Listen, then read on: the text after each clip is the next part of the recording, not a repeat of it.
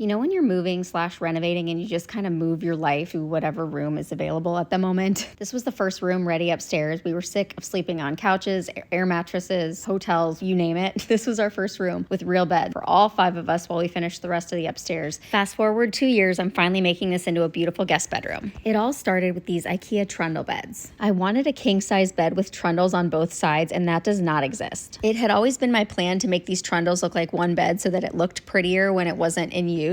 I found a headboard on Wayfair that fit perfectly with these trundles pushed together. I did have Joe help me flip the beds around just to help with assembly. The framing prevented a king-size mattress from lying flat, so I used 2 twins and then I used a bed bridge to cover that middle section, and a thick mattress pad helped hide that gap even more. A lot of people were really concerned with the inability to get out of bed if you had to pee in the middle of the night, but remember, we all slept here, all 5 of us, for a while and had no issue just getting out easily at the end of the bed. The next step was making the sides of the bed match those headboards that I added.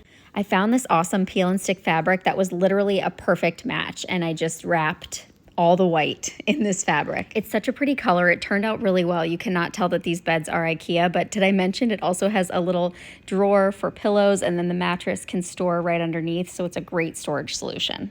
To elevate the wall behind the bed, I used 1x4 boards to create a paneling. It's pretty straightforward and kind of fun to do. You want to make sure that all the boards are flush with each other. The angles, of course, make everything harder. Even though I'm a math person, I still hate the angles. Framing out each opening with this base cap molding is what really takes it to the next level. With DIY, I feel like the bigger the pain, the bigger the payoff. When you get those angles to come together in a perfect miter, it's so satisfying. I added beadboard along the bottom of the paneled wall, and then I wrapped that beadboard around the rest of the room just to add some dimension. I have always leaned towards cool colors when painting a room, so I wanted to do something different with this one. I went pink. I went really pink. This is Mauve Mist by Benjamin Moore. It's a really beautiful color.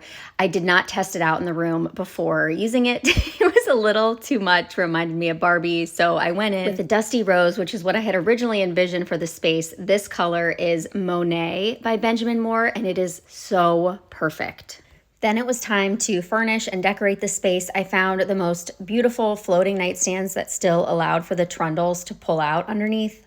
I didn't have hard wiring for the sconces, but I mounted them anyways and just used a battery-operated light. I used an acrylic medium to add some dimension for artwork over the bed, and then I added a battery-powered picture light up there as well. I love how the space turned out. I could not love this wall color more.